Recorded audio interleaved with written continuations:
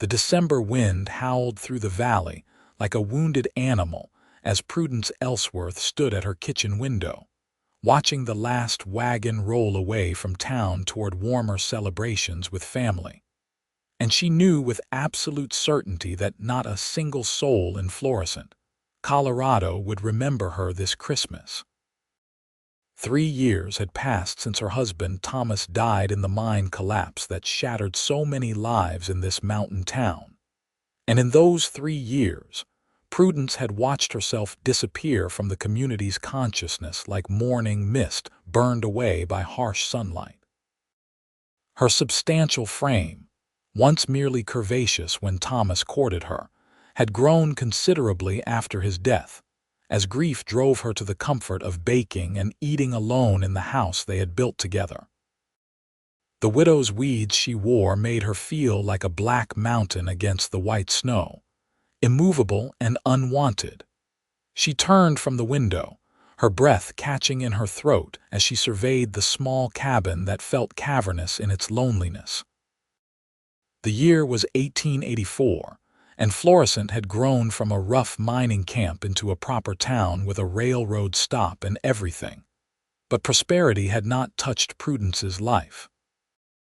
Her savings from Thomas's final wages had dwindled to nearly nothing, and the small seamstress work she took in barely kept her fed through the harsh Colorado winters. Most women in town now took their sewing to Mrs. Patterson, who was thin and elegant and whose husband still lived to provide for her properly. The knock at her door came so unexpectedly that Prudence nearly dropped the cup of coffee she had been nursing. No one came to call anymore. She wiped her hands on her apron, suddenly conscious of the flour dusting her black dress and the way her hair had escaped its pins to hang limply around her round face. When she opened the door, cold air rushed in along with the sight of a man she had seen around town but never spoken to directly. Dalton Whitmore stood on her porch, hat in his gloved hands, snowflakes catching in his dark hair and the stubble along his jaw. He was a cowboy who worked the cattle ranches in the warmer months and took whatever work he could find when winter locked the high country in ice. Prudence had noticed him before because he was impossible not to notice, tall and lean with eyes the color of summer sky, but she had trained herself not to notice men anymore, not when her mirror showed her what she had become. "Mrs. Ellsworth," he said, his voice a low rumble that seemed to warm the frozen air between them. "I hope I am not intruding. I wanted to speak with you about a matter of some importance." Prudence felt her cheeks flush with embarrassment and confusion. "I cannot imagine what business you might have with me, Mr. Whitmore. If you need sewing done, I am afraid I have no supplies left until the spring shipment arrives." "No, madam, it is not about sewing." He shifted his weight, and Prudence realized with shock that he looked nervous. "May I come in? It is bitter cold, and what I have to say will take a few minutes." Every rule of propriety screamed that she should refuse, that a widow should not invite a single man into her home, but Prudence had been forgotten by propriety along with everything else. She stepped aside, and Dalton entered, bringing the scent of leather and pine and cold winter air. He was respectful enough to stop just inside the door, not presuming to make himself comfortable. "I will be direct, Mrs. Ellsworth, because I am not a man who knows how to speak in circles," Dalton began, turning his hat in his hands. "I have been watching you for some time now, not in any improper way," he added quickly, seeing her expression, "but I have noticed things. I have noticed that you walk to the mercantile and carry your own supplies, heavy as they are. I have noticed that your woodpile is low and poorly stacked. I have noticed that you attend church alone and leave alone, and that no one stops to speak with you. And I have noticed that Christmas is 2 days away, and I heard Mrs. Patterson telling her friends that you would spend it alone because you had nowhere to go and no one to invite you." Prudence felt tears burning behind her eyes. humiliation flooding through her like poison. "If you have come here to remind me of my loneliness and my failures, Mr. Whitmore, I assure you I need no help remembering them. Please leave." "No, madam, you misunderstand me entirely." Dalton took a step forward, his blue eyes intense and earnest. "I came here because it is wrong. It is wrong that this town has forgotten you. It is wrong that you should be alone at Christmas or any other time. And I came here because I wanted you to know that I have not forgotten you, and I do not intend to let you spend Christmas alone if you will permit me to do something about it." The tears came then, unbidden and unwelcome, sliding down Prudence's full cheeks. "Why? Why would you care what happens to me? You do not know me. You do not owe me anything. I am not the sort of woman that men notice or remember, Mr. Whitmore. Surely you can see that." Dalton closed the remaining distance between them and did something that shocked Prudence to her core. He reached out and gently, with the backs of his gloved fingers, wiped away one of her tears. "I see a woman who has been dealt a cruel hand by fate and an even crueler hand by her own community. I see a woman who deserves kindness and friendship and the warmth of human company. And if you will allow it, I would like to be the one to give you those things, starting with making sure you have a proper Christmas." Prudence pulled back, wrapping her arms around herself protectively. "I do not accept charity, Mr. Whitmore, especially not from strangers motivated by pity." "It is not charity and it is not pity," Dalton said firmly. "And I am hoping we will not be strangers for much longer. Mrs. Ellsworth, I am asking your permission to court you properly. To call on you, to spend time with you, to get to know you and let you know me. I am asking if you would do me the honor of spending Christmas with me, not as a charity case, but as a woman I admire and wish to know better." The room spun around Prudence. This could not be happening. Men like Dalton Whitmore did not court women like her. They courted pretty young things with tiny waists and musical laughs, not widows who had to turn sideways to fit through doorways, and whose hands were rough from work, and whose hearts were scarred from grief and rejection. "You cannot mean this," she whispered. "You cannot possibly mean this." "I mean every word," Dalton replied, and the sincerity in his voice made her want to believe him despite every instinct screaming that this was some kind of cruel joke. "I have been alone most of my life, Mrs. Ellsworth. I know what it feels like to be invisible, to be overlooked and forgotten. I spent my childhood in an orphanage in Missouri, and when I was old enough, I headed west to make something of myself. I have worked hard for 20 years, and I have saved my money, and I have built a small ranch of my own in the valley north of here. But it is a lonely place, and I am tired of being alone. When I saw you in town, really saw you, I recognized something in you that I know in myself. You are lonely too, and maybe, just maybe, we could be less lonely together." Prudence sank into the chair by her cold fireplace, her legs no longer able to support her weight and the weight of this impossible conversation. "I do not understand why you would choose me. There are younger women, prettier women, women who could give you children and make you proud to be seen with them." Dalton knelt before her chair, his eyes level with hers, and took her work-roughened hand in both of his. "I am 38 years old, Mrs. Ellsworth. I have known plenty of pretty women and plenty of young women, and I have learned that beauty fades and youth passes, but loneliness is forever unless you find someone who truly sees you. I see you. I see a woman who has survived loss and grief and cruelty with her dignity intact. I see a woman who still puts on her best dress for church, even when no one greets her. I see a woman who keeps her home clean and her garden tended, and who has not given up, even when every reason to give up has been handed to her. That is the woman I want to court, if she will have me." "How old do you think I am?" Prudence asked, her voice barely above a whisper. "I do not care," Dalton said simply. I am 34. I have been a widow for 3 years, and I have spent those 3 years eating my grief and growing fat and ugly.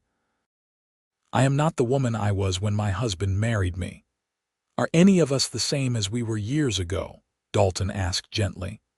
I have scars from a dozen different injuries. My hands are calloused and my back aches in cold weather. I snore, or so I have been told. I am not perfect, Mrs. Ellsworth. I am just a man who has worked cattle and horses and land for most of his life, and who has finally reached a point where he wants more than just work. I want a home. I want a partner. I want someone to talk to in the evenings and someone to share my meals with.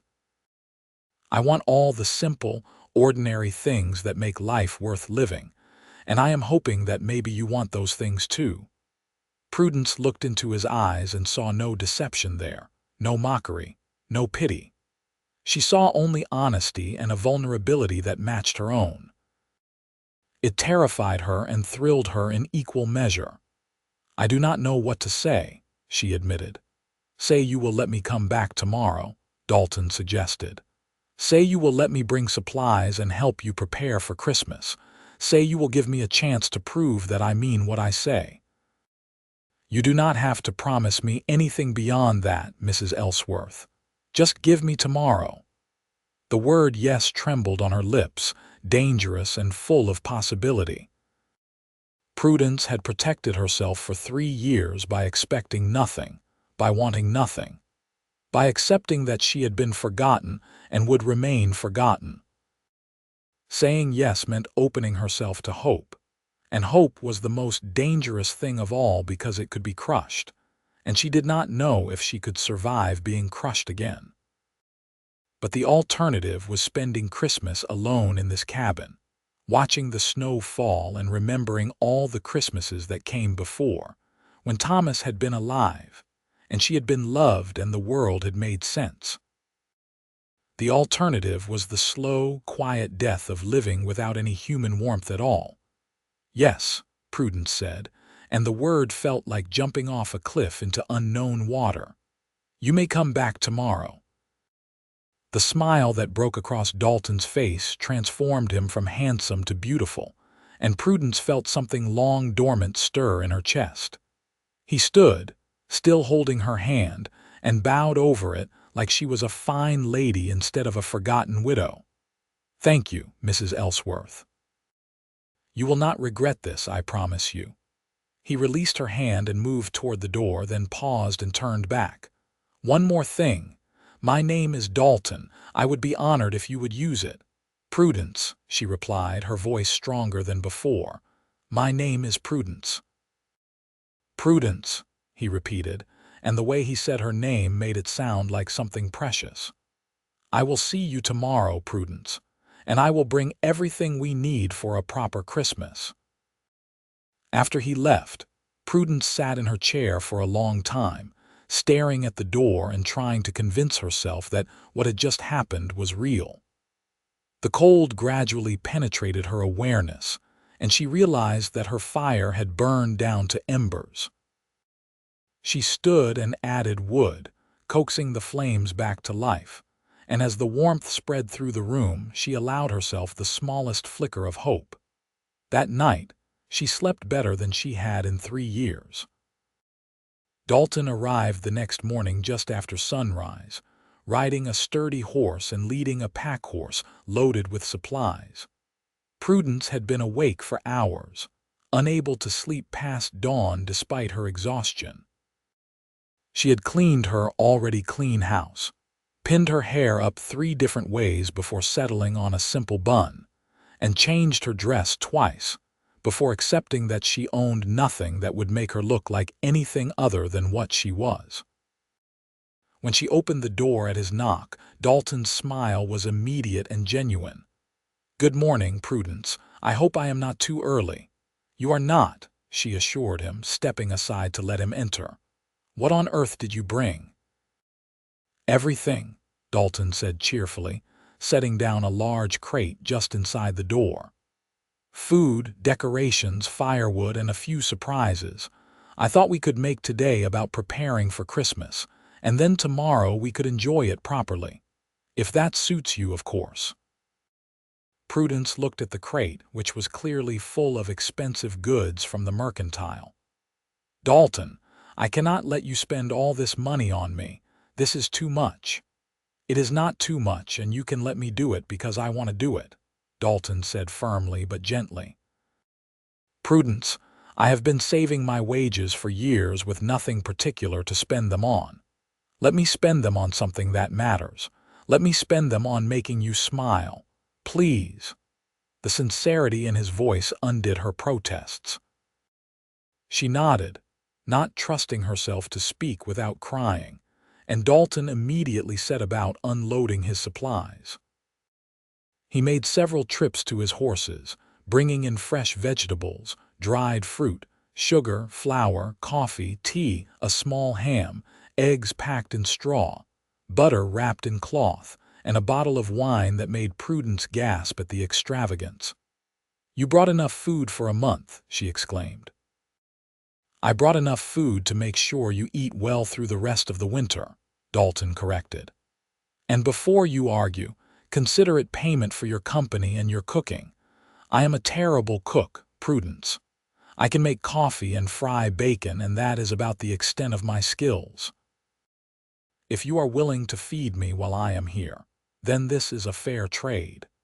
It was a fiction, and they both knew it, but it was a fiction that allowed Prudence to accept his generosity without feeling like she was taking charity. She nodded, and together they began organizing the supplies. Working alongside Dalton felt surprisingly natural. He moved through her small kitchen with respect for her space, asking where things should go rather than assuming.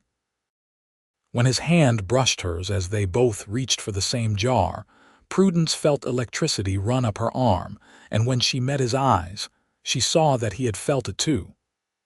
"Tell me about your ranch," Prudence said, needing to break the tension before it overwhelmed her. Dalton leaned against the counter, his long legs crossed at the ankle, completely at ease in her home. "It is about 8 miles north of town, in a valley sheltered by pines. I have 100 acres with a creek running through the eastern pasture.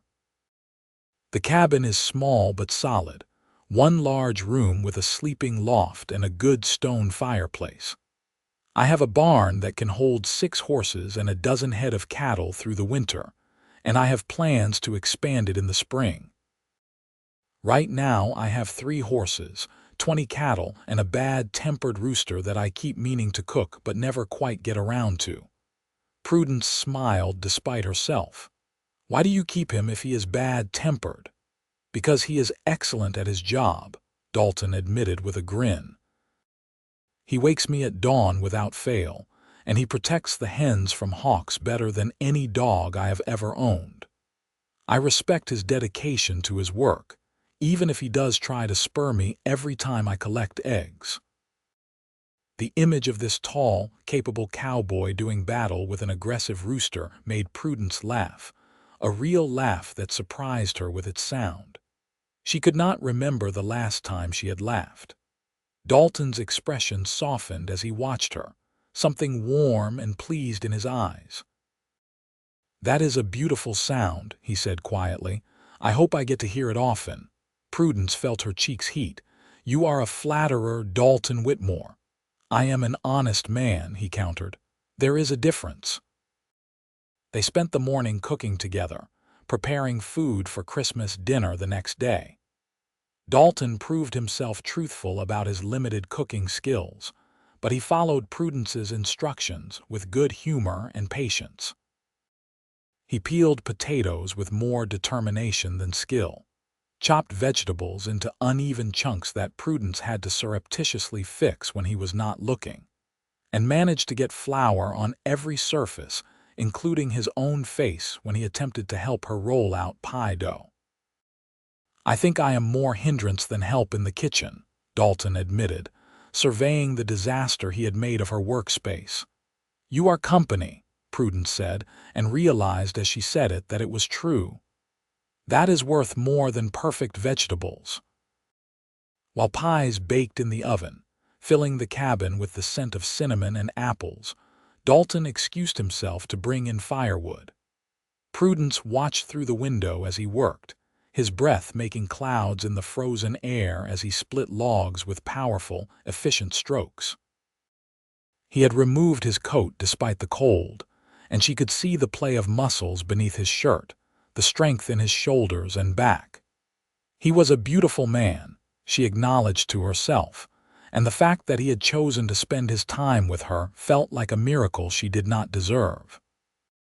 When he came back inside, arms loaded with wood, his cheeks were red from cold and exertion. Prudence had hot coffee waiting, and the grateful look he gave her as he accepted the cup made her feel useful and needed in a way she had not felt in years. "Thank you," he said, wrapping his cold hands around the warm ceramic. "You are taking good care of me, Prudence." "You have made it easy," she replied softly. "You are a good man, Dalton." "I try to be," he said. "My mother died when I was 6 and my father could not care for me alone. He left me at the orphanage and promised to come back when he got on his feet, but he never did. I grew up with nothing and no one, and I learned early that the world does not owe you kindness. You have to make your own kindness, extend it where you can, because you never know who needs it desperately." Prudence's heart ached for the little boy he had been, abandoned and alone. "I am sorry that happened to you. It made me who I am," Dalton said with a shrug. "And who I am is a man who recognizes loneliness when he sees it and who wants to do something about it when he can. Which brings me to this afternoon's project, if you are willing." "What project?" "Decorating," Dalton announced, gesturing to another crate he had brought in. "I may not be able to cook, but I am excellent at hanging garland and stringing popcorn. Every home should look festive at Christmas, and yours is no exception." Prudence had not decorated for Christmas since Thomas died. It had seemed pointless to make the effort when no one would see it, when the decorations would only emphasize her loneliness rather than relieve it. But with Dalton here, enthusiastic and determined, she found herself willing to try. The crate contained evergreen branches that Dalton had cut from his own property, along with red ribbon, pine cones, and strings of dried berries. Together, they transformed her plain cabin into something magical. Dalton hung garland over the doorways and along the mantel, his height making the task easy. Prudence tied ribbons into bows and attached pine cones, her fingers remembering skills she had thought forgotten. They worked in comfortable silence punctuated by occasional conversation, learning each other's rhythms and preferences. "Tell me about your husband," Dalton said at one point, his voice gentle. "If you are comfortable doing so, I do not want you to feel that his memory is unwelcome here." Prudence paused in her work, considering. Thomas was a good man, steady and reliable and kind. He worked in the mines because the pay was good, even though he hated being underground. He wanted to save enough money to buy a small farm where we could raise horses. He loved horses. Her voice caught, and she took a breath before continuing. "The collapse happened on a Tuesday afternoon. 23 men went in that morning. 7 came out alive. Thomas was not one of them." "I am so sorry," Dalton said, and the simple sincerity of his words was more comforting than any elaborate condolence could have been. "After he died, people were kind at first," Prudence continued, needing suddenly to say it all to explain how she had ended up so alone. "They brought food and offered help. But as time passed, I became an uncomfortable reminder of tragedy. I became the widow, defined by loss rather than by who I was. And when I began to gain weight, eating because it was the only comfort I could find, I became even more uncomfortable to be around. Women stopped inviting me to their gatherings. Men stopped tipping their hats. Children stared and sometimes made cruel comments. I became invisible except when I was being mocked. They are fools," Dalton said flatly. "Every single one of them. You are a woman who has survived something terrible with grace and dignity, and they should be bringing you casseroles and friendship, not ostracizing you for having the audacity to grieve in a way that makes them uncomfortable." "It is easier to forget the uncomfortable things," Prudence said with a sad smile. "I understand that, even if it hurts." "Well, I have not forgotten you, and I will not forget you," Dalton declared. "You have my word on that, Prudence Ellsworth." By late afternoon, the cabin had been transformed. Evergreen garland draped the mantel and doorways. Pine cones and ribbons added splashes of color, and Dalton had even managed to fashion a small wreath for the front door. Prudence stood in the center of her home, turning slowly to take it all in, and felt tears prick her eyes again. "It is beautiful," she whispered. "I had forgotten how beautiful Christmas could be." "It is not just the decorations that make it beautiful," Dalton said softly. He had moved to stand beside her, close enough that she could feel the warmth radiating from his body. "It is having someone to share it with. That is what makes anything beautiful." Prudence turned to look up at him, this man who had appeared in her life like an answer to a prayer she had not known she was praying. "Why are you really here, Dalton? Please tell me the truth. Is this pity? Is it some kind of wager? I need to know." Dalton met her eyes steadily, his blue gaze clear and honest. "I am here because I saw you in town 6 months ago, carrying a heavy basket and struggling in the heat. No one stopped to help you. No one even acknowledged you. And I watched you pause in the shade of the mercantile, wiping your face, and I saw such sadness in your expression that it broke something in me. I have been watching you since then, Prudence, trying to work up the courage to approach you. I told myself I was waiting for the right moment, but the truth is I was afraid." "Afraid of what?" "Afraid that you would reject me. Afraid that I was wrong about what I saw in you. Afraid that I was fooling myself into thinking that a woman like you would give a man like me a chance." He reached up and gently tucked a loose strand of hair behind her ear, his fingers lingering against her cheek. "I have been alone most of my life, Prudence, and I am tired of it. But I am also terrified of opening myself up to someone and being hurt. When I heard Mrs. Patterson say that you would be alone at Christmas, I realized that fear was costing me something precious. It was costing me the chance to know you. So I decided to be brave, to risk rejection and humiliation, because the alternative was letting you spend Christmas forgotten and alone, and I could not bear that."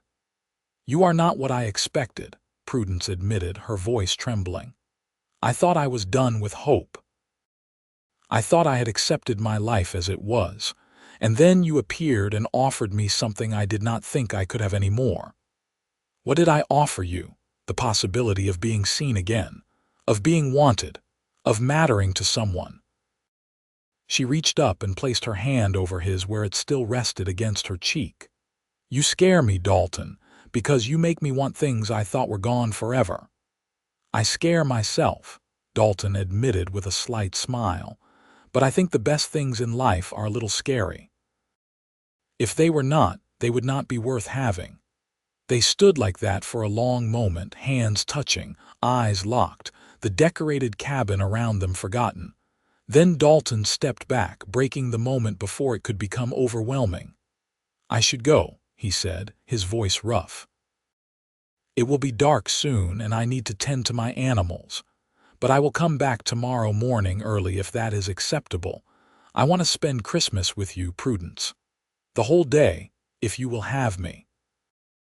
"I will have you," Prudence said, and the words felt like a promise of more than just a single day. After Dalton left, Prudence moved through her cabin in a daze, touching the garland he had hung, straightening the bows she had tied, breathing in the scent of pine and possibility. She prepared a simple supper, but found herself too excited to eat much. Instead, she sat by the fire, watching the flames and replaying every moment of the day in her mind. That night, she lay in her bed and allowed herself to imagine a future different from the one she had resigned herself to. She imagined Dalton's ranch, the cabin in the valley surrounded by pines. She imagined waking up to something other than loneliness, preparing meals for someone who appreciated them, having conversations in the evening instead of sitting in silence. She imagined being touched with tenderness again, being held and wanted and cherished. It was dangerous to imagine such things. It was dangerous to hope.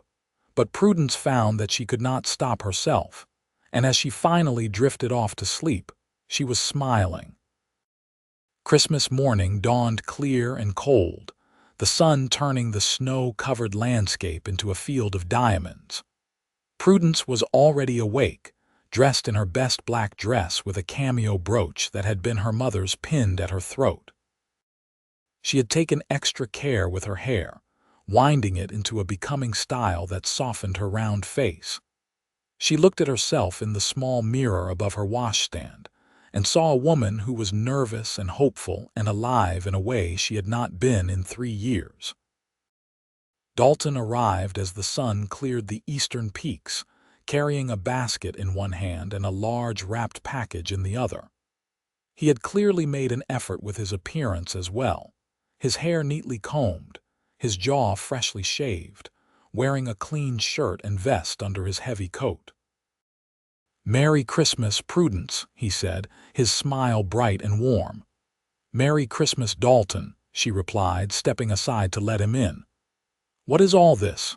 "Breakfast," he said, setting the basket on her table. "Fresh eggs from my hens, bacon, and bread from the bakery. I thought we could start the day properly. And this," he held up the wrapped package, "is for you. I hope you like it." "Dalton, you have already given me so much," Prudence protested, even as her heart raced at the sight of the gift. "It is Christmas, and I wanted to give you something special," Dalton said simply. "Will you open it? Please?" Prudence took the package with trembling hands and carefully unwrapped the brown paper to reveal a beautiful shawl in deep forest green, soft wool with delicate embroidery along the edges. It was the finest thing anyone had given her in years, clearly expensive and chosen with care.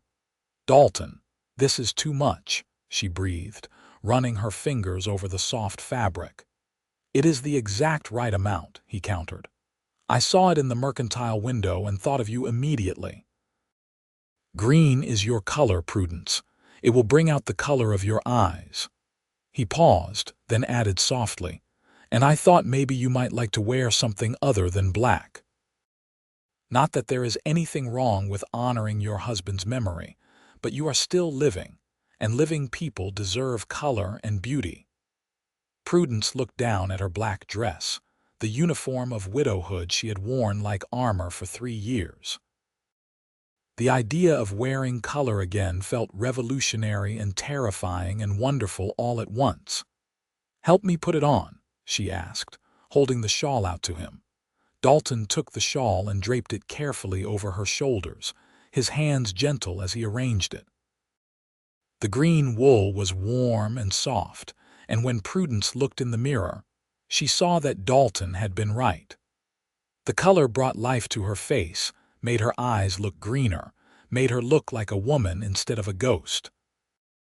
"You are beautiful," Dalton said, standing behind her, meeting her eyes in the mirror. "Do you see it now? Do you see what I see?" Prudence did not see beautiful, but she saw something. She saw a woman who was cared for, who was noticed, who mattered to someone. It was a start.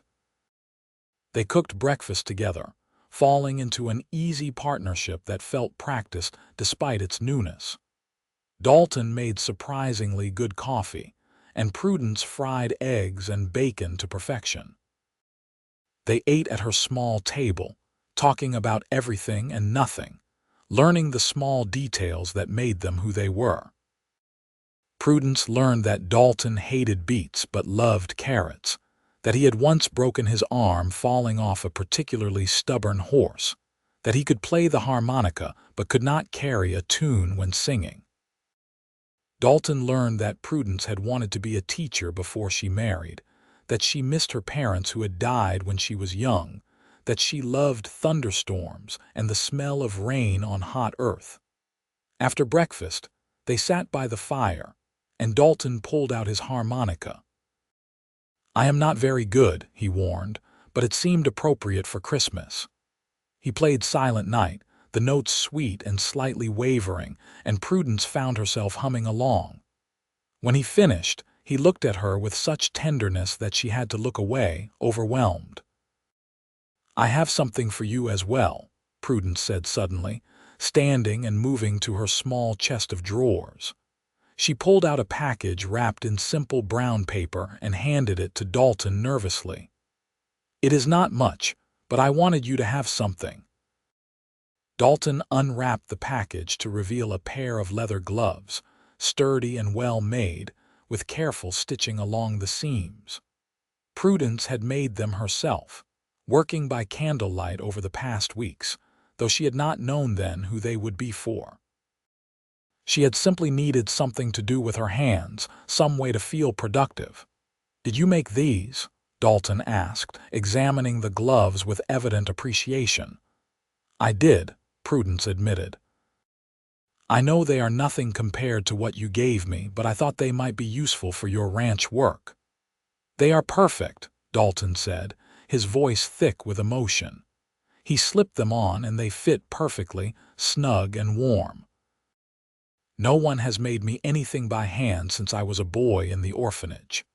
One of the women who worked there knitted me a scarf for my 8th birthday. I kept it until it fell apart from wear. These gloves mean more to me than you know, Prudence." He reached across the space between their chairs and took her hand, the new gloves soft against her skin. "Thank you, not just for the gloves, but for everything, for letting me into your home, for giving me a chance, for sharing Christmas with me. This has been the best day I have had in longer than I can remember." "Mine too," Prudence whispered, squeezing his hand. They sat like that, hands clasped, watching the fire and feeling the peace of simply being together. Eventually, Prudence stirred herself to begin preparing Christmas dinner. She had planned an elaborate meal, wanting to give Dalton something special after all he had given her. The ham needed baking, potatoes needed mashing, vegetables needed roasting, and pies needed reheating. Dalton helped where he could, setting the table with her best dishes, keeping the fire stoked, and generally making himself useful without getting in her way. The cabin filled with delicious smells, and as afternoon faded toward evening, they sat down to a feast that would have done any restaurant proud. "This is incredible," Dalton said around a mouthful of ham. "Prudence, you are an amazing cook. This is the best meal I have had in years." "I am glad you are enjoying it," Prudence said, pleased. "It has been a long time since I cooked for anyone but myself. I had forgotten how satisfying it is to feed someone who appreciates it." They ate slowly, savoring both the food and the conversation. Dalton told her stories about his years working cattle drives, the colorful characters he had met, the dangers he had faced. Prudence found herself laughing at his descriptions of stubborn longhorns and his own misadventures as a young, inexperienced cowboy. "I once fell off my horse directly into a mud pit," Dalton admitted with a grin. "The other cowboys laughed so hard that one of them fell off his own horse. I was finding mud in places mud should never be for a week afterward." "How old were you?" Prudence asked, wiping tears of mirth from her eyes. 22 and convinced I knew everything," Dalton said ruefully. "That mud pit taught me humility real fast." After dinner, they cleared the dishes together, washing and drying in comfortable silence. When the kitchen was clean, Dalton suggested they move back to the fire. He added wood to the flames and they settled into chairs, full and content. "Prudence," Dalton said after a while, his voice serious, "I need to know something.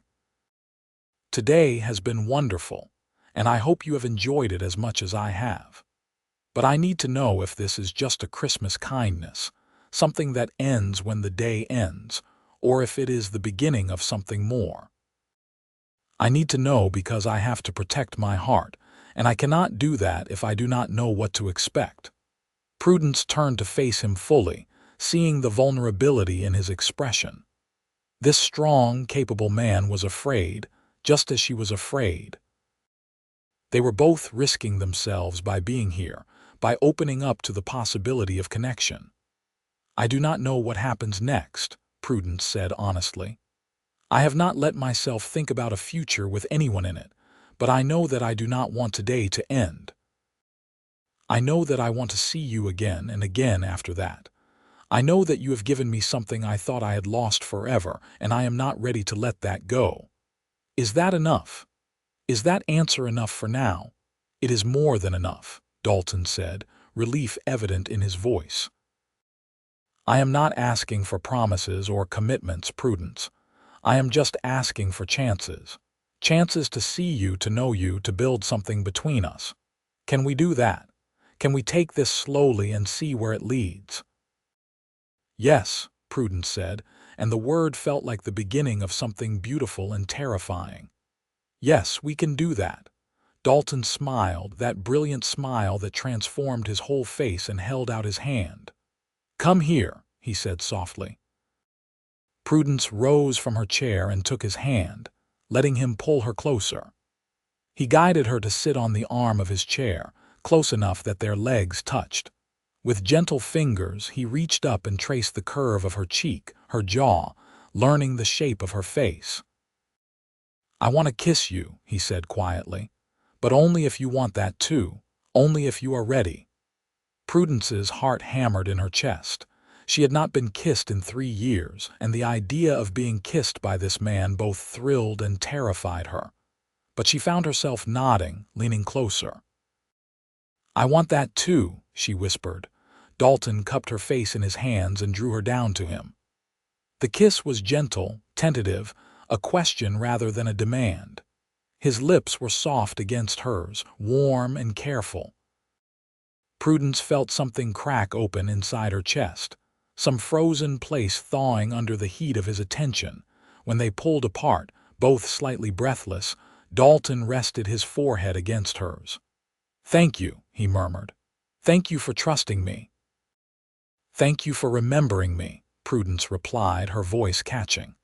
Thank you for seeing me when everyone else looked away. You have given me the greatest gift, Dalton. You have given me hope.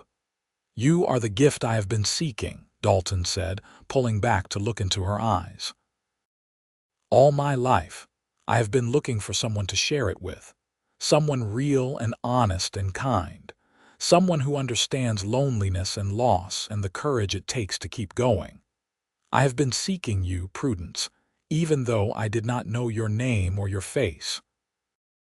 I have been seeking a home, and I think I have found it here with you. Prudence felt tears streaming down her face, but they were good tears, healing tears. I do not know if I am who you think I am. I do not know if I can be everything you need. You do not have to be anything other than who you are, Dalton assured her. That is enough.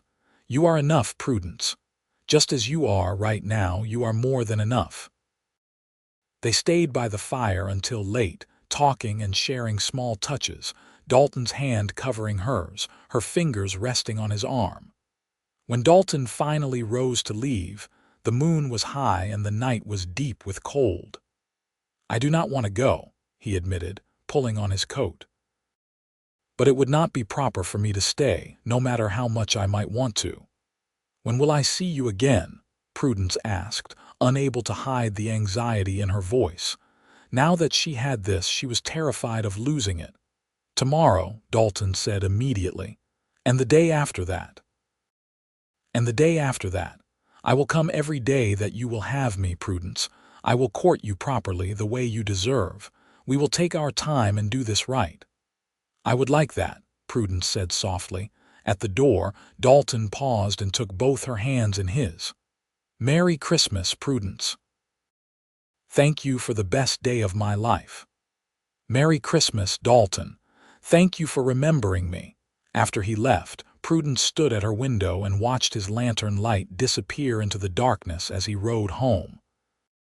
The cabin felt different now, charged with possibility, and when she finally climbed into bed still wearing the green shawl, she felt truly warm for the first time in years.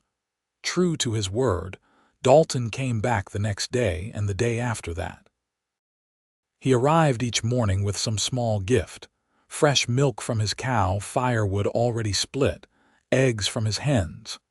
He stayed for meals, helped with chores, and most importantly, he talked to her. He asked her opinions on things, listened when she spoke, valued her thoughts and ideas. He treated her like she mattered, and slowly, Prudence began to believe that maybe she did. As the winter weeks passed, their courtship deepened. Dalton took her on rides through the snow-covered landscape, bundling her in blankets on his wagon and showing her his ranch. The cabin was exactly as he had described it, small but solid, with a beautiful view of the valley. Prudence could see the potential in it, could imagine what it might become with a woman's touch. "What do you think?" Dalton asked anxiously as she surveyed his home. "I know it is not much, but it is mine, and I have plans to expand it." "I think it is wonderful," Prudence said honestly. "It is cozy and well built, and the view is spectacular. You have done well for yourself, Dalton." "I have worked hard," Dalton acknowledged. "But it has felt empty, working for just myself. I want to work for a family, for a future with someone. I want to expand this cabin into a real house. I want to build a bigger barn and increase my herd. I want to make something that will last, something that means more than just survival." Prudence heard the question underneath his words. The hope and fear mingled together. They had been courting for 3 weeks, and while they had grown closer every day, they had not yet spoken explicitly about the future beyond tomorrow and the next day. "What are you asking me, Dalton?"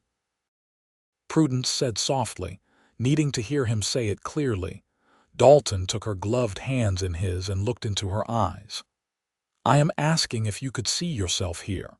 I am asking if you could imagine building a life with me. I am not asking you to marry me right now," he added quickly. "I know it is too soon for that, but I need to know if you could see it eventually. If you could see us together, truly together, as husband and wife." Prudence's heart raced.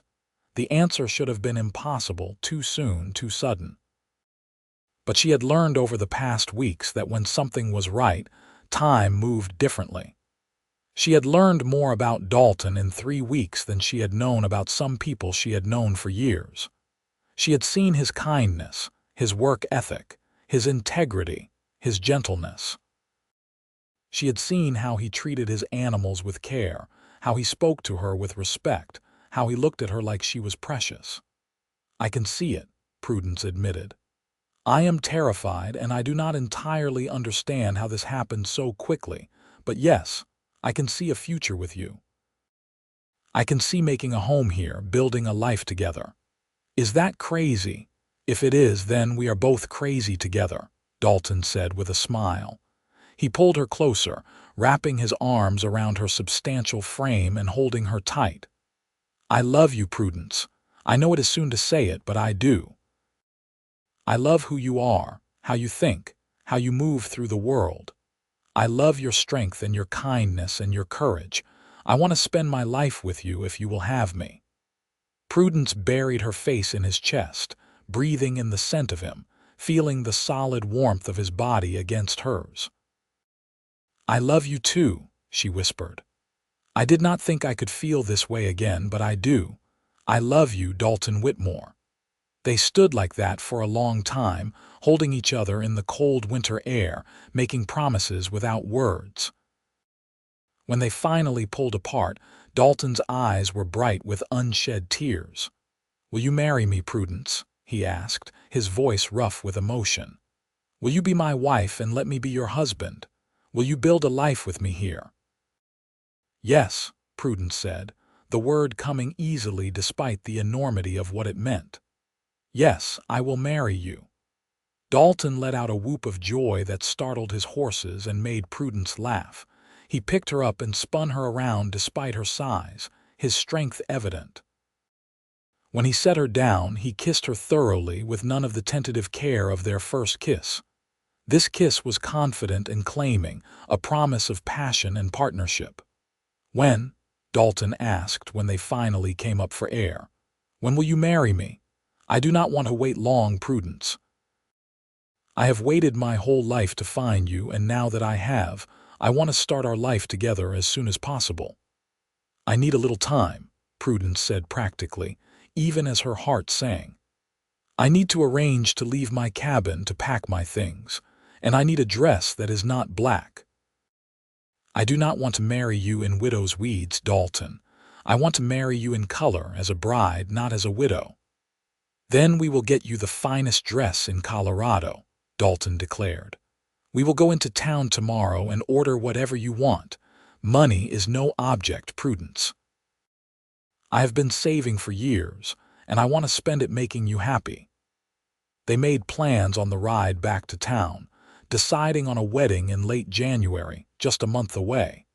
It would be a small ceremony, just the minister and perhaps a few witnesses, but it would be theirs. Prudence felt a flutter of nervousness at the thought of facing the town as Dalton's bride, knowing there would be gossip and speculation, but Dalton squeezed her hand reassuringly. "Let them talk," he said firmly. "They do not matter, Prudence. Only we matter, what we build together. The rest is just noise." The next day they went to the mercantile together, Dalton holding Prudence's arm proudly as they walked through town. Prudence felt the stares, heard the whispers, but with Dalton beside her they felt less cutting. Mrs. Patterson looked shocked when she saw them together, and Prudence felt a small, unworthy satisfaction at the other woman's surprise. Inside the mercantile, Mr. Henderson greeted them with barely concealed curiosity. "What can I do for you folks today?" "My fiancée needs a wedding dress," Dalton announced, his voice carrying through the store. "The finest you have or can order. Money is no concern." The whispers in the store stopped entirely. Every person present turned to stare. Prudence felt her cheeks burn, but Dalton simply smiled and kept his hand on the small of her back, supporting her. "Congratulations," Mr. Henderson said, recovering his composure. "Let me show you what we have." They looked through fabrics and patterns, and Prudence found herself drawn to a beautiful dove gray silk with delicate lace overlay. It was elegant and appropriate, not quite white like a young bride might wear, but not black either. A compromise between who she had been and who she was becoming. "That one," Dalton said immediately when he saw her face. "That is the one. Whatever it costs, we will take it." The measurements were taken, the order was placed, and they left the mercantile with Prudence feeling like she was walking on air despite the weight of curious eyes following them. As they walked back toward her cabin, several people stopped to offer congratulations, some genuine and some clearly forced. Prudence accepted them all with grace, leaning on Dalton's steady presence. That evening, as they sat by her fire, Prudence voiced the fear that had been building since they announced their engagement. "People think you are making a mistake. They think I am too fat, too old, too broken for you. They think you could do better." "People are idiots," Dalton said bluntly. "And their opinions mean nothing to me. You are not too anything, Prudence. You are exactly right, exactly who I want and need. Do you think I am making a mistake?" "No," Prudence said honestly, "but I do not want you to regret choosing me." "I could never regret choosing you," Dalton said, pulling her close. "You are the best decision I have ever made, and I am going to spend the rest of my life proving that to you, showing you how much you mean to me. You are my home, Prudence. You are my future. Nothing else matters." The weeks before the wedding passed in a blur of activity. Prudence packed her belongings, deciding what to bring to her new home and what to leave behind. She gave away many of Thomas's things, finally ready to let go of the past. It felt like shedding an old skin, painful but necessary. Dalton came every day, helping her pack, telling her about his plans for the ranch, making her laugh with stories and dreams. They talked about everything. Children, though both acknowledged that it might not happen given their ages, expansions to the cabin, the garden Prudence wanted to plant in the spring, the horses Dalton wanted to breed. "I want you to be happy here," Dalton told her one evening as they sat together planning. "I want you to make this place your own, to change anything you want to change. It is your home now too, Prudence, and I want it to feel that way." "I will be happy anywhere you are," Prudence assured him. "But I admit, I have some ideas about the cabin. A kitchen window would be lovely, and maybe we could build a small porch for sitting in the evenings." "Then that is what we will do," Dalton promised. "As soon as the spring thaw comes, we will start improvements." The day of the wedding arrived cold and clear. Prudence dressed in her new gray silk with trembling hands, amazed at how the skilled seamstress had managed to make the dress both flattering and beautiful on her large frame. She had lost a little weight over the past weeks, more from happiness and activity than any deliberate effort, and the dress fit perfectly. She wore the green shawl Dalton had given her for Christmas over her shoulders and pinned her hair up with a silver comb that had been her mother's. When she looked in the mirror, she saw a bride. Not a young, blushing girl in white, but a woman ready to start a new life, ready to love and be loved. It was enough. Dalton was waiting for her at the small church at the edge of town, dressed in his best suit, his hair neatly combed, his eyes bright with anticipation. When he saw her walking up the aisle toward him, his expression transformed into pure joy. "You are the most beautiful thing I have ever seen," he whispered as she reached his side. "You are not so bad yourself," Prudence whispered back, smiling through happy tears. The ceremony was simple and brief, the minister's words washing over them as they focused on each other. When Dalton slipped the plain gold band onto her finger and she did the same for him, Prudence felt something settle into place inside her heart. This was right. This was where she was meant to be. "You may kiss your bride," the minister announced, and Dalton did not need to be told twice. He kissed her thoroughly, with all the love and passion he had been holding back during their courtship, and Prudence kissed him back just as fervently, not caring who might be watching. They signed the marriage certificate with a few townspeople as witnesses, including Mrs. Patterson, who looked like she had been forced to attend under duress. Prudence did not care. She was married to Dalton Whitmore and nothing else mattered. They rode to the ranch together, Prudence sitting beside Dalton on the wagon seat, her hand in his. The winter sun was setting as they arrived, painting the sky in shades of pink and gold. Dalton carried her over the threshold of the cabin, both of them laughing at the tradition, and set her down gently in the middle of their home. "Welcome home, Mrs. Whitmore," he said softly. "It is good to be home, Mr. Whitmore," Prudence replied.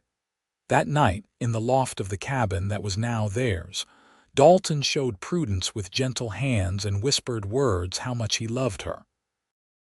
He worshipped her body with a reverence that made her weep, seeing beauty where she had only seen shame.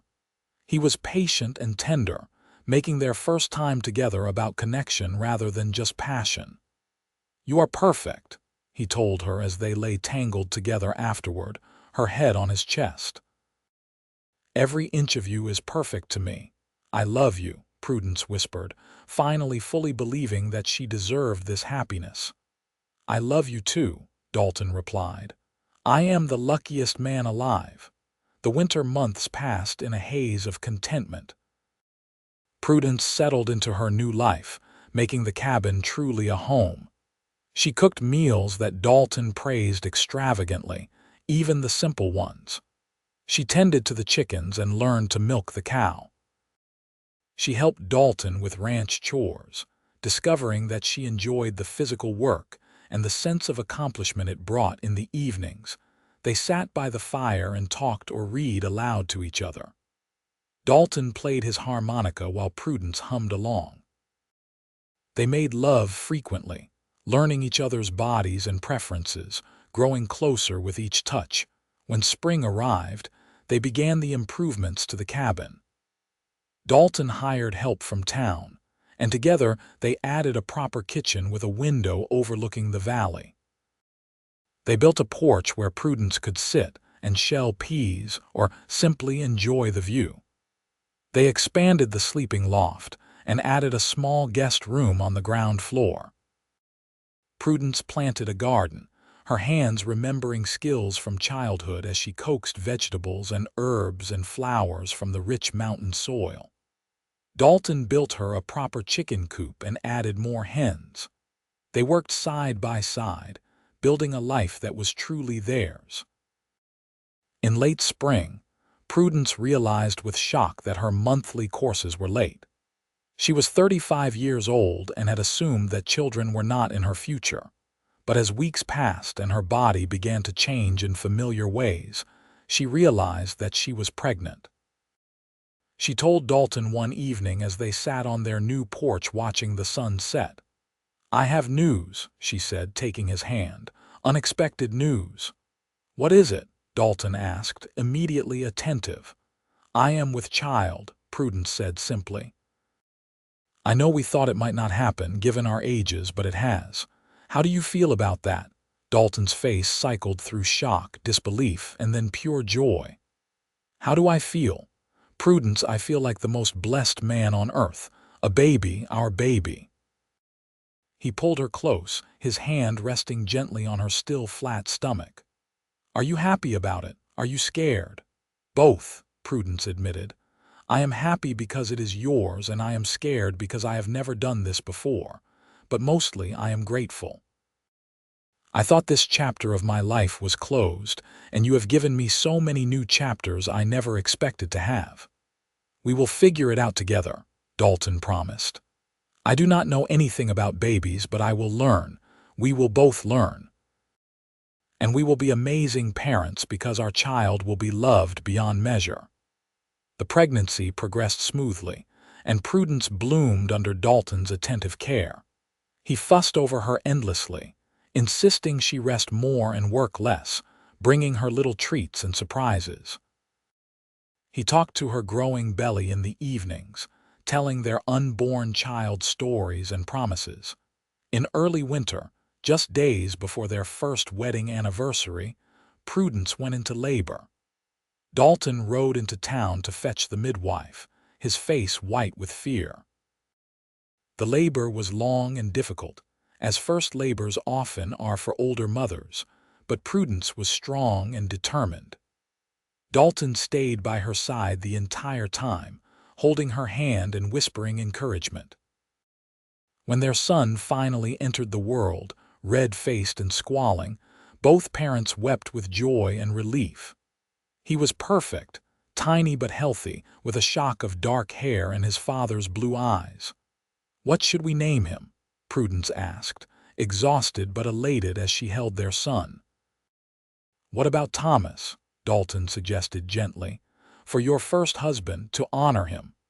Prudence looked at her new husband with tears streaming down her face. "That is the kindest thing anyone has ever suggested. Yes, Thomas Whitmore." Little Thomas was a happy baby who rarely cried and slept well from the start. Dalton was a natural father, gentle and patient with his son. He changed nappies without complaint, walked the floor when Thomas was fussy, and spent hours simply holding the baby and marveling at the tiny human they had created. Prudence recovered well from the birth, and as her body healed, she found herself happier than she had ever been. The weight she had gained from grief had gradually transformed into the healthy roundness of motherhood. She was still a large woman, but Dalton loved her body and told her so frequently. He traced her stretch marks with reverent fingers, kissed her soft stomach that had carried their child, and made her feel beautiful in ways she had never felt before.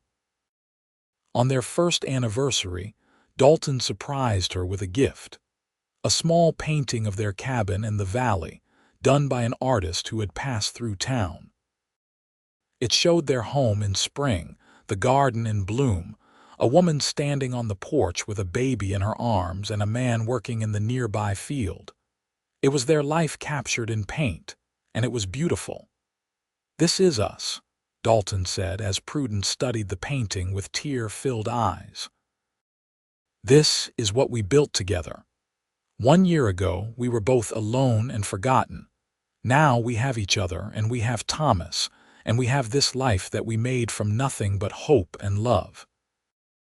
I wanted you to have something that captures this moment, this happiness, so that you never forget how far we have come." "I could never forget," Prudence said, kissing him deeply. "You saved me, Dalton. You remembered me when everyone else forgot, and you gave me everything I thought I had lost forever." "We saved each other," Dalton corrected. "I was just as lost as you were, just better at hiding it. You gave me a home, Prudence. You gave me a family. You gave me a reason to build something lasting instead of just surviving day to day. You are the gift I was seeking, the answer to every prayer I never knew how to pray.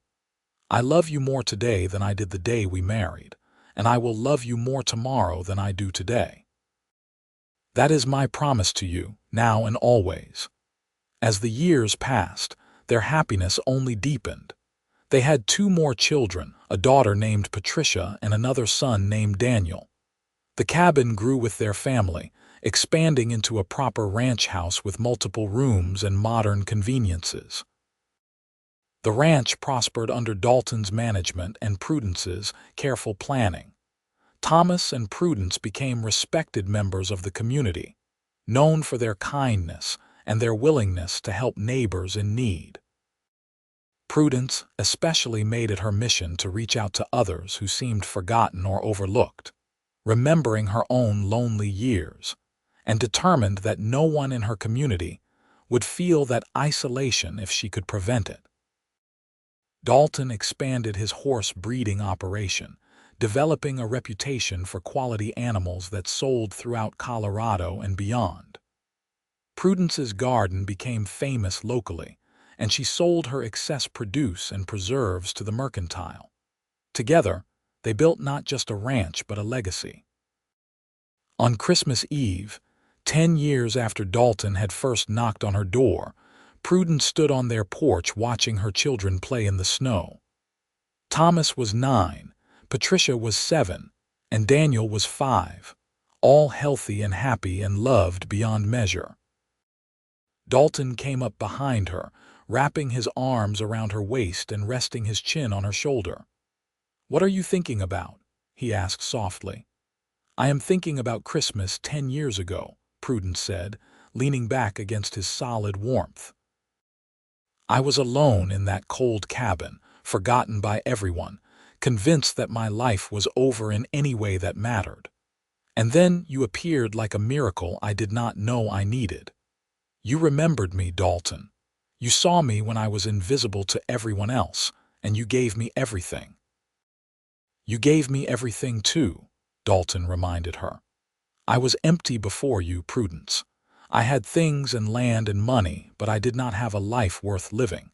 You gave me purpose and love and this beautiful family. Every day I wake up grateful that I found the courage to knock on your door that day." "Do you remember what you said to me about gifts?" Prudence asked. "I said you were the gift I had been seeking," Dalton recalled. "And it was true then, and it is true now. You are the greatest gift of my life, Prudence Whitmore. You and these children we made together. I would not change a single thing about our life."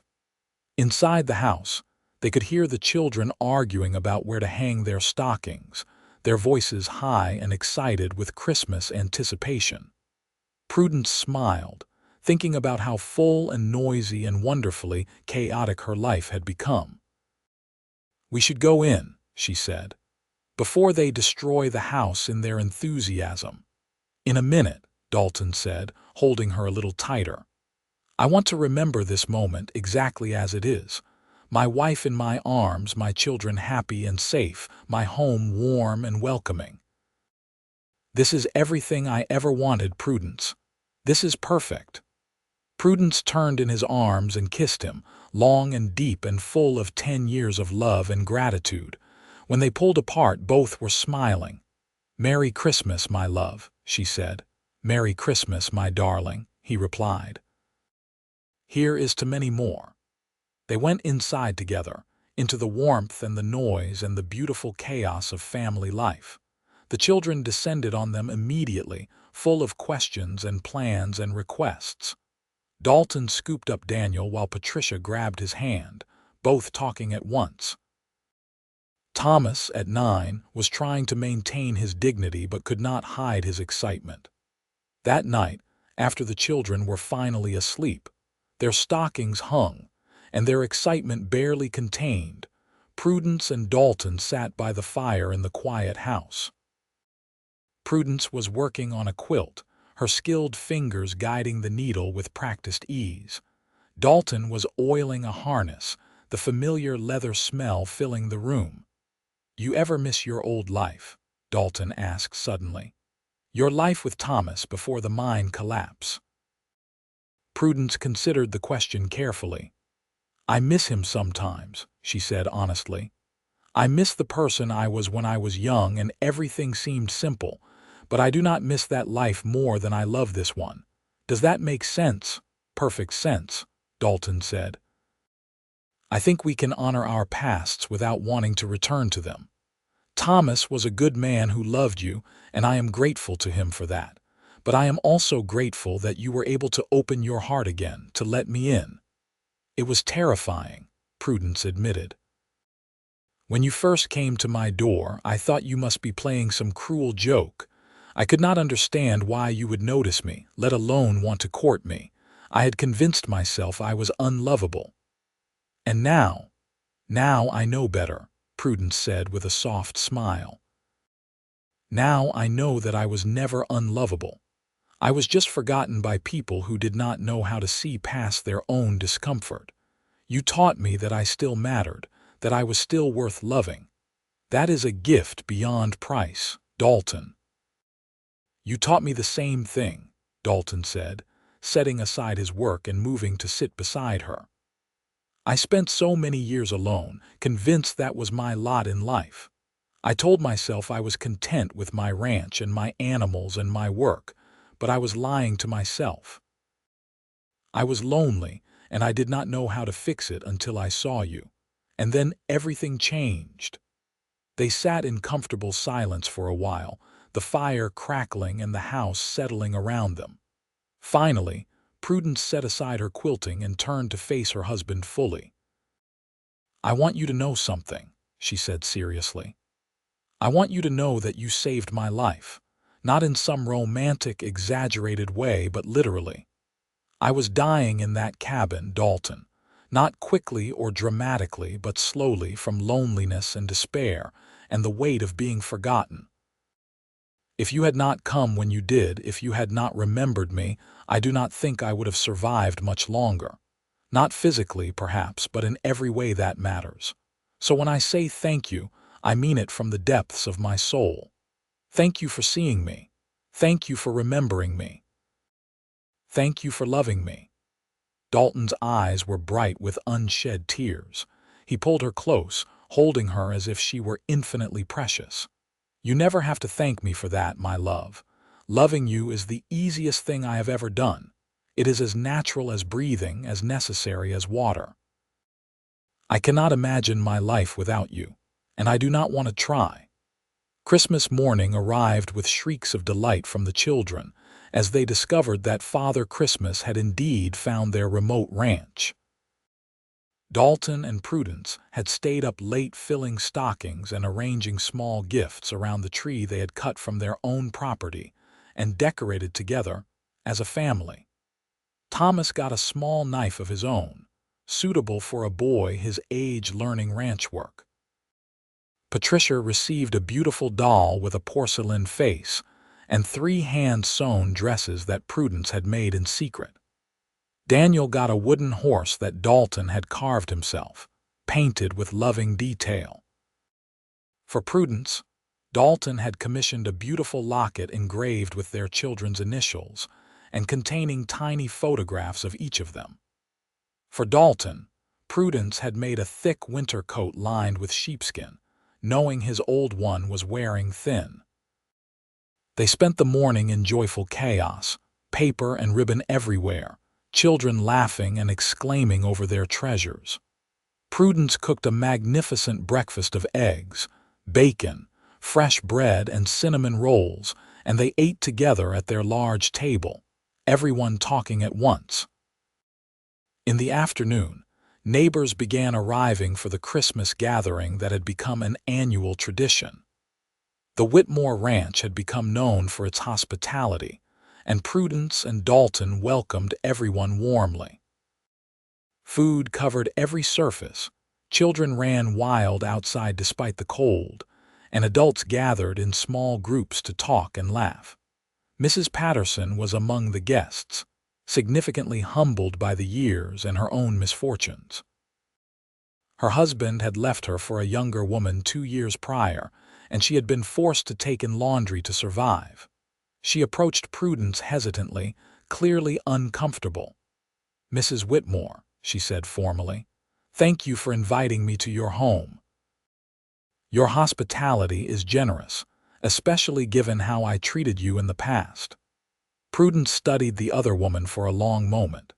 She could hold a grudge, could turn Mrs. Patterson away or treat her with the same cold dismissal she had once received.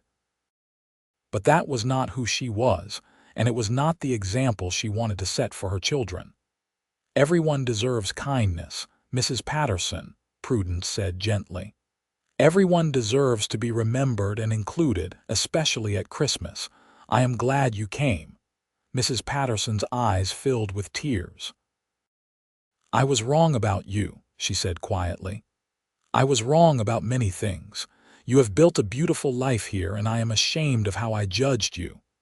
"The past is past," Prudence said firmly. "What matters is who we are now and how we treat each other going forward. Come, have some pie and warm yourself by the fire." Later that evening, after all the guests had left and the children were finally in bed, exhausted from excitement, Prudence and Dalton cleaned up together. They worked in comfortable silence, moving around each other with the ease of long practice.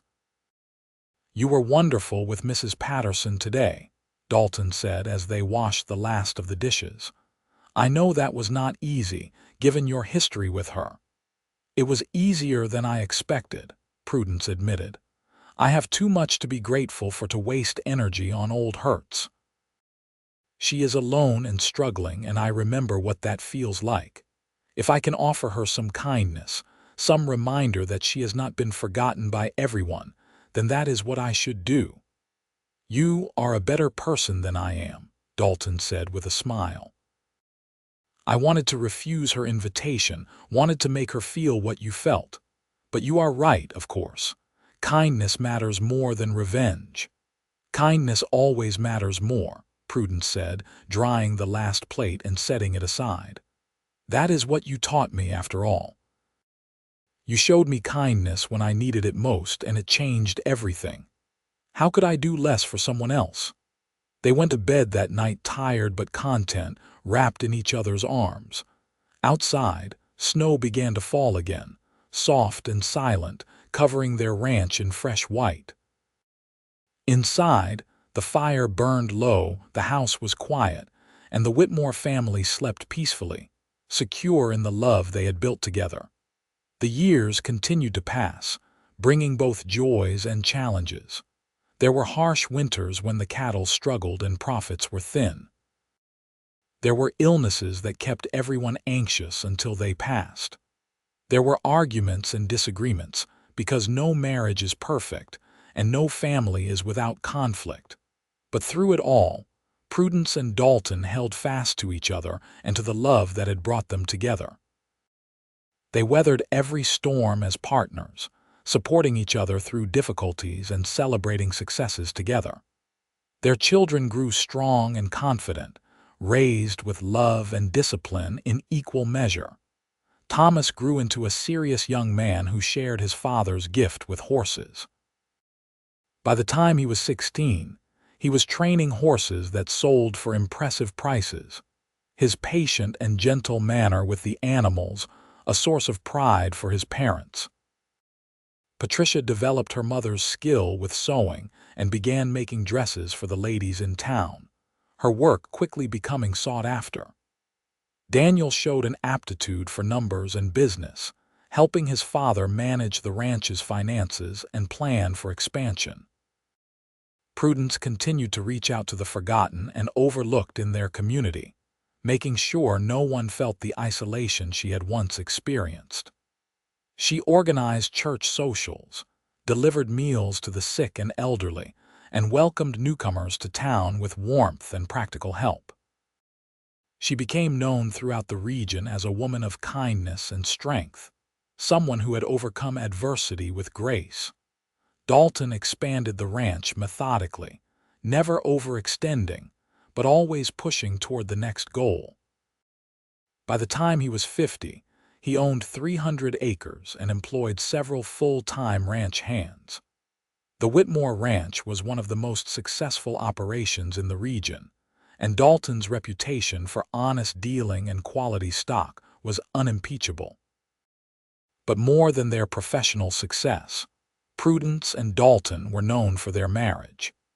In a time and place where many marriages were matters of convenience or necessity, theirs was clearly built on genuine love and respect. They were often seen holding hands as they walked through town, even after years of marriage. They spoke to each other with kindness and consideration. They supported each other's dreams and goals. They were, quite simply, happy together, and it showed. On their 20th wedding anniversary, their children organized a celebration. Friends and neighbors came from miles around to honor the couple who had become pillars of their community. There were speeches and toasts, food and music, laughter and dancing. At one point, Dalton pulled Prudence away from the crowd, leading her to a quiet spot on their porch where they could look out over the ranch they had built together. 20 years, he said, shaking his head in wonder. It feels like both forever and no time at all. I know what you mean, Prudence agreed, leaning against his solid presence. I can remember the day we met as if it were yesterday, but I can barely remember what my life was like before you. Do you have any regrets? Dalton asked. Anything you wish we had done differently? Prudence considered the question seriously. No, she said finally. I regret the years I spent alone and forgotten before you came, but from the moment you knocked on my door that Christmas, my life has been exactly what I wanted it to be. You gave me everything, Dalton. Love, family, purpose, joy. What could I possibly regret? I feel the same way, Dalton said, pulling her close and kissing the top of her head. Every day with you has been a gift, Prudence. Every single day. Inside, they could hear their children calling for them, wanting them to come back and join the celebration. But they stayed on the porch a moment longer, watching the sun set over their land, remembering the lonely, forgotten people they had been and marveling at the life they had created together.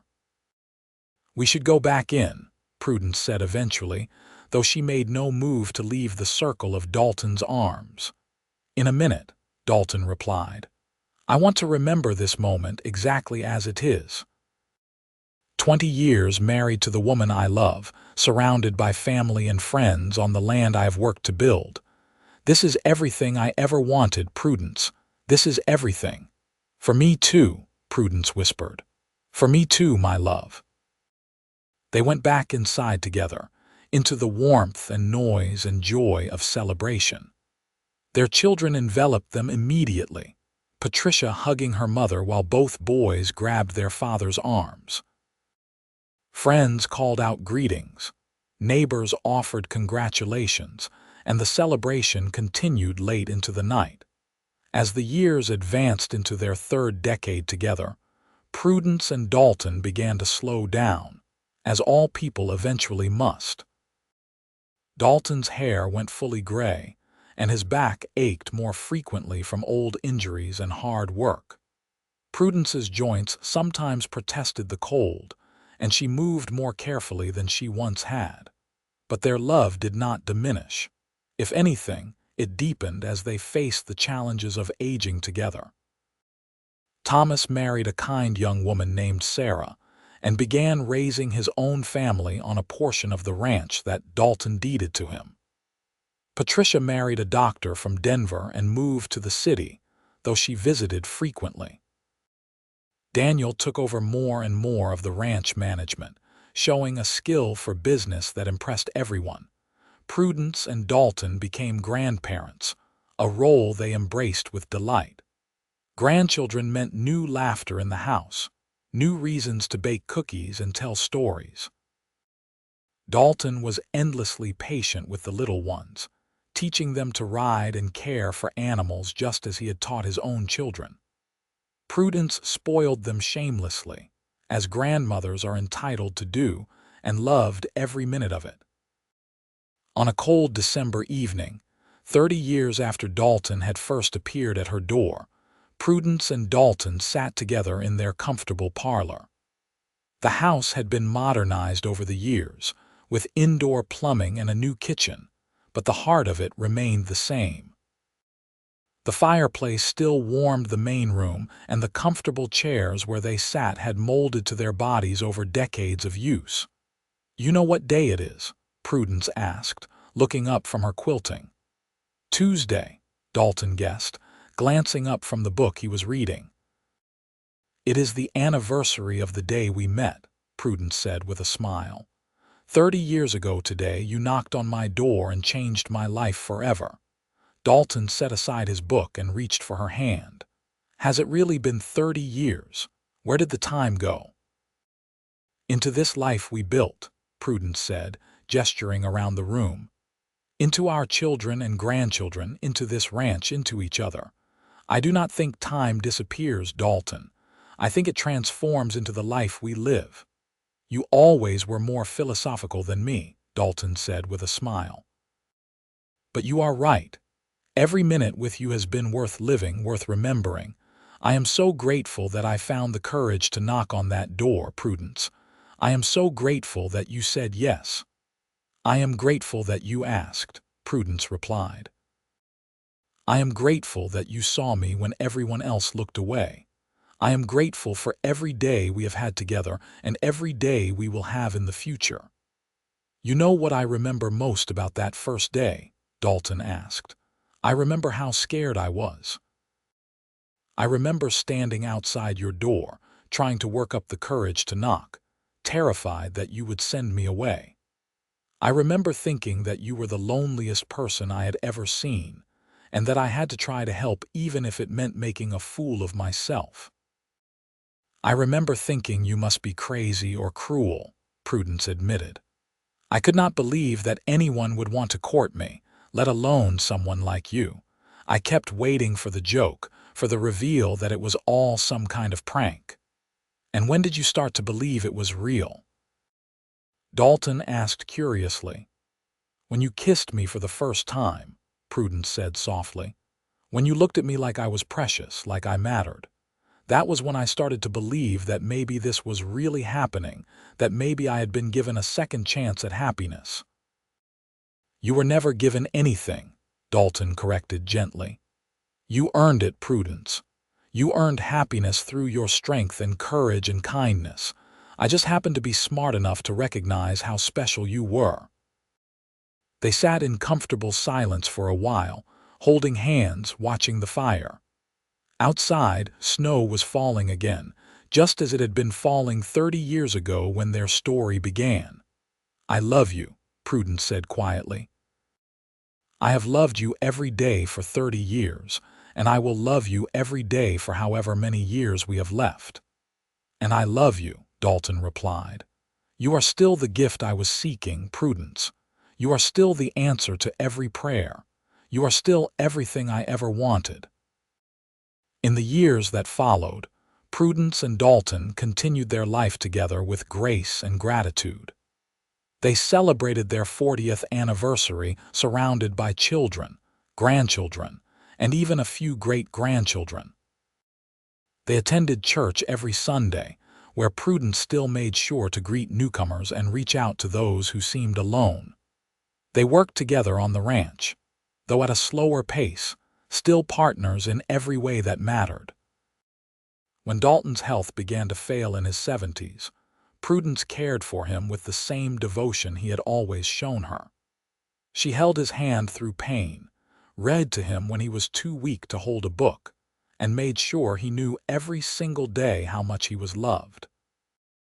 "I am not ready to leave you," Dalton admitted one difficult night, his voice weak but determined. "I am not ready for our story to end." "It will never end," Prudence assured him, her eyes bright with tears but her voice steady. "Our story will continue in our children and grandchildren, in this ranch we built, in every life we touched. Love does not end, my darling. It transforms, but it does not end. Promise me you will be all right," Dalton said, gripping her hand with what strength he had left. "Promise me you will not become invisible again, that you will let our family take care of you." "I promise," Prudence said, kissing his forehead gently. "But you are not leaving me yet, Dalton Whitmore. You are too stubborn for that." And indeed, Dalton rallied, his health improving enough that he had several more good years. They were slower years, quieter years, but they were precious. Every morning they woke up together was a gift. Every meal shared a celebration. Every evening by the fire a treasure. When Dalton finally passed peacefully in his sleep at age 79, Prudence grieved deeply but without despair. She had been blessed with 4 decades of love and partnership with a man who had seen her, truly seen her, and chosen her above all others. She had been blessed with a beautiful family, a thriving ranch, and a community that loved and respected her. She had been blessed beyond measure, and she knew it. At Dalton's funeral, the church was packed with people whose lives he and Prudence had touched. There were ranchers and town folk, old friends and new, people whose names Prudence barely knew but who had been impacted by Dalton's kindness over the years. One by one, they came to tell her stories of how Dalton had helped them, how he had made a difference in their lives. A young cowboy, barely 20, approached Prudence after the service. "Mrs. Whitmore," he said hesitantly, "I do not know if you remember me, but Mr. Whitmore gave me a job 3 years ago when no one else would hire me. I had just gotten out of prison for stealing, and everyone in town thought I was worthless.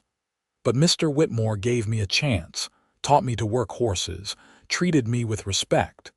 He saved my life, madam. I just wanted you to know that." Prudence embraced the young man, tears streaming down her face. "That is exactly who he was," she said. "He knew what it meant to be forgotten and overlooked, and he made sure no one else felt that way if he could help it. Thank you for telling me this." After everyone had left and the house was quiet, Prudence's children gathered around her. Thomas, now middle-aged with gray threading his own hair. Patricia, elegant and successful in her city life. Daniel, serious and capable, already managing the ranch with skill that would have made his father proud. "Mother," Thomas said gently, "we want you to know that you will never be alone. We are here for you always." "I know that, my darling," Prudence assured him. "Your father made me promise that I would let you all take care of me, and I will. But I also want you to know that I am all right. I am sad, of course, but I am not broken. Your father gave me 40 years of love and happiness, and that is more than many people get in a lifetime. I am grateful, not bitter." "How do you do it?" Patricia asked. "How do you face loss with such grace?" Prudence considered the question carefully. "Because I know what really matters," she said finally. When I lost Thomas, my first husband, I thought my life was over. I let myself become invisible, let myself be forgotten. I wallowed in grief and self-pity, and I nearly died from it. But then your father found me, reminded me that I still mattered, that I still had value and purpose. He taught me that life is precious, that love is a gift to be treasured, and that we honor the people we have lost by continuing to live fully. So that is what I will do. I will grieve your father. I will miss him every day, but I will continue to live, to love you all, to take care of this ranch we built together, and to make sure that no one in our community is forgotten the way I once was. That is how I honor him. Her children embraced her, and in that moment, Prudence felt the circle of love that she and Dalton had created, wrapping around her like a warm blanket. Prudence lived for 15 more years after Dalton's death, years filled with family and purpose. She remained active in the community, still reaching out to the lonely and forgotten, still making sure everyone was remembered at Christmas. She spoiled her grandchildren and great-grandchildren shamelessly. She worked in her garden until her body simply would not allow it anymore. And every evening, she sat in her chair by the fire and remembered the cowboy who had knocked on her door on a cold December day and given her the most precious gift of all. The knowledge that she mattered, that she was seen, that she was loved. When Prudence finally passed peacefully in her sleep at age 94, surrounded by several generations of family who loved her dearly, she went with a smile on her face and peace in her heart. She had lived a full and beautiful life, rich with love and meaning. She had been forgotten once, but she had been remembered in the most important way by the person who mattered most. And she had spent the rest of her life making sure that no one else felt invisible or overlooked if she could possibly prevent it. At her funeral, the church was even more packed than it had been for Dalton's. There were elderly people who remembered her kindness when they were young and struggling. There were middle-aged people whose lives she had touched in countless small ways. There were young people who had heard stories of Prudence and Dalton Whitmore, the couple who had built a legacy of love and kindness that spanned generations. Thomas stood at the front of the church to deliver his mother's eulogy, his voice strong despite his grief. My mother used to tell us about the Christmas she almost gave up, the Christmas she thought she had been forgotten by everyone. And then my father appeared at her door and remembered her, and everything changed. They built this incredible life together, a life based on love and partnership and mutual respect. But more than that, they built a legacy of kindness. My mother never forgot what it felt like to be invisible, and she spent the rest of her life making sure no one else felt that way. She taught us that everyone matters, that everyone deserves to be seen and valued. She taught us that love is the most important thing, that it transforms everything it touches. And she taught us that we honor the people we love by continuing to love others. As Prudence was laid to rest beside Dalton in the small cemetery overlooking the valley they had called home, snow began to fall, soft and gentle. Their children and grandchildren and great-grandchildren stood together, bound by the love that Prudence and Dalton had created and nurtured for 4 decades. On Prudence's headstone, beneath her name and dates, Daniel had arranged for a simple inscription: beloved wife, mother, grandmother, and friend. She was never forgotten, and she never was. The story of Prudence and Dalton Whitmore became a legend in that part of Colorado, passed down through generations. It became a story about hope and second chances, about the power of being seen and valued, about the miracle that can happen when one person chooses kindness over indifference. The ranch remained in the family for generations, a testament to what 2 lonely people had built together when they chose to take a chance on love. Every Christmas, the Whitmore descendants would gather there, filling the house with the same warmth and joy that Prudence and Dalton had created all those years ago.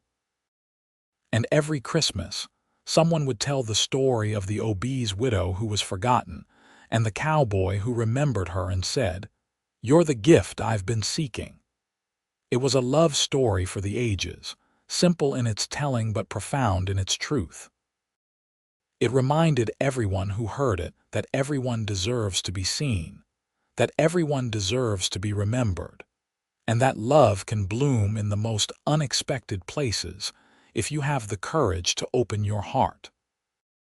And so their story lived on, generation after generation, a reminder that the best gifts we can give each other are not things that can be wrapped and tied with ribbon, but the simple, powerful gift of recognition, of being truly seen and valued for who we are.